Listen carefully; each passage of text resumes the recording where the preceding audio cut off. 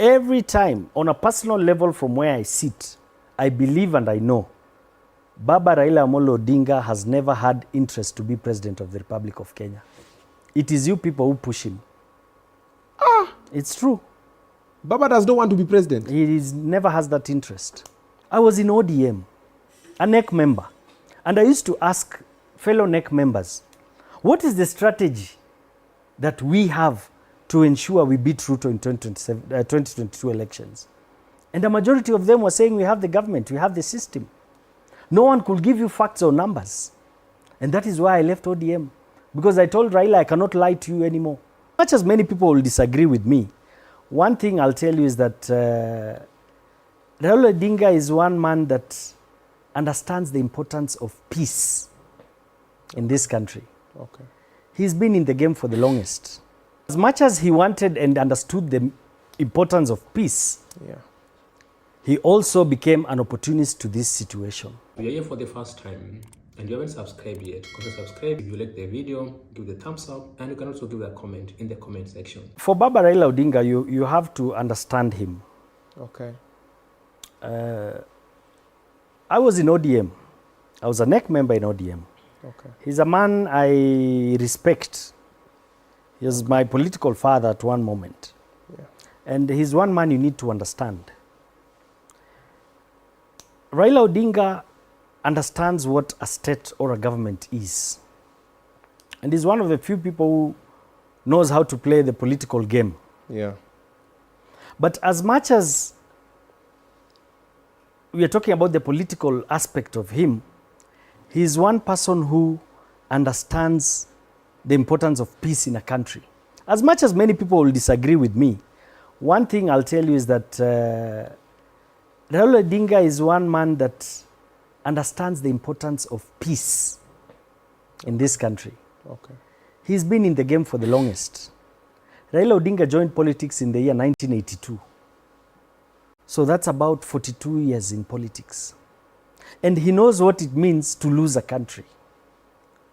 But if you look at this angle at which they managed to use this opportunity, the reality is, for them, they saw an opportunity and they jumped ship and they got the positions they got. So as much as he wanted and understood the importance of peace, he also became an opportunist to this situation. Because I'll tell you, every time, on a personal level from where I sit, I believe and I know Baba Raila Odinga has never had interest to be president of the Republic of Kenya. It is you people who push him. It's true. Baba does not want to be president. He never has that interest. Why is it that every time when he's almost clinching that seat, he will jump ship and change the direction? He's in opposition always, but my brother is always in the warm side of the opposition. Tell me which government Raila Odinga has not been in the warm side of opposition. From 1997. Moi. No, in 1997 when Raila vied for presidency, he was number 5. But he was the biggest complainer that Moi has stolen the elections. Moi had to bring him into Kanu. He had a handshake with Moi. And he became the Minister of Energy at that time. 2-3 years down the line, he disagreed with Moi after Moi nominating Uhuru Kenyatta and joined Kibaki. 4 years down the line, he disagreed with Kibaki.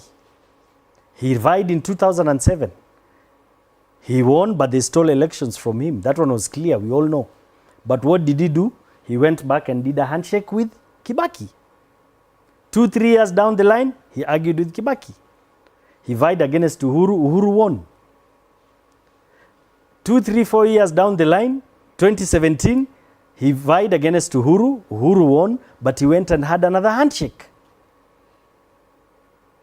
Today, he's had his other handshake with Ruto. So he understands this game. And for me personally, it's always about his personal interest and not the interest of Kenyans. You know, we have to speak as it is. A time has come where we have to communicate and speak things the way they are. You feel Raila's interest not for the people? No. And You're getting me wrong. Yeah. I said Raila is one person who has love for the country. Okay. But in this political game, this thing we call politics, Yes. it is about him. And that is why I've told you, from the time of Moi, I've explained to you all the 5 times, Yeah. Raila Odinga has always been in the warm side of Secure the bag. He's always secured this position. Okay. You understand? I got you. And it is time now Kenyans have to think straight. Because evolution is paramount, as I stated earlier. Okay. Yes. Okay.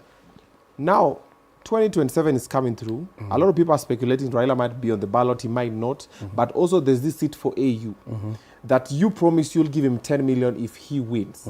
So one, were you serious with the 10 million?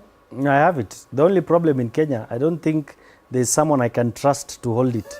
You can trust me. I'm going to give the money there for Baba. You see, I told you we live under the 3rd industrial revolution, where we have access to information. And as a country today, we are where we are because of what you call escapism. We like escaping from the reality. Okay.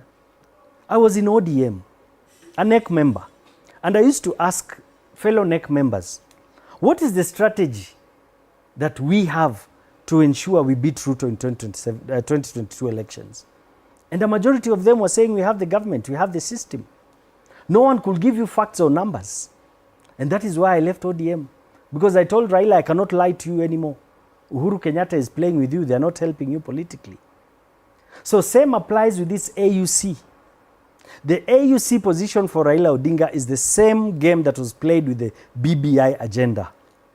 It is meant to derail Raila for this entire 1 year until elections next year. And when he loses, they are very sure Raila will lose his base support from the people. And by that time, he will have broken his entire opposition team. And it is happening now. Just today, Munya said he's leaving. Martha Karua said he's leaving Azimio. Yeah. Kalonzo is speaking another language. So Raila should understand, as much as he is benefiting, it is also a trap for him.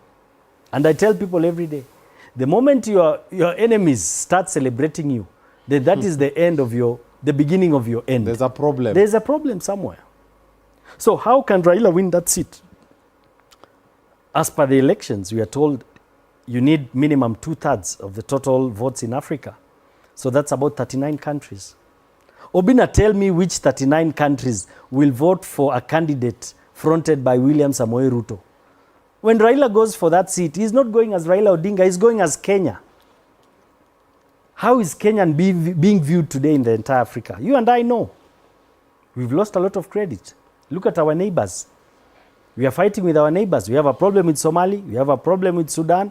We have a problem with Uganda. We have a problem with Tanzania. We have a problem with Congo.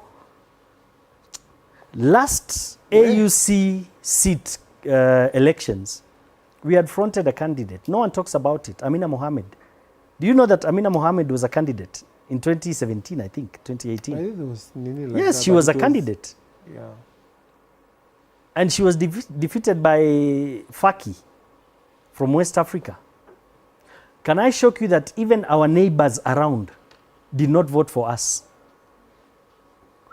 In fact, Burundi did a statement and said, we cannot vote for Kenya because Kenya perceives to know everything.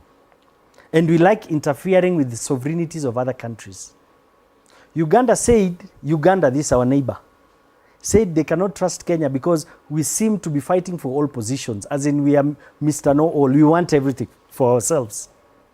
So if you could not convince Djibouti, Eritrea, Burundi, Rwanda, Uganda to vote for us, and at that time we had a good relationship, so what about now? Who is going to vote for us? Just last week you saw, he's called Kamamba, the foreign minister of Tanzania, has also declared to run for the seat. We have the lady from Somalia. We have the gentleman from Djibouti.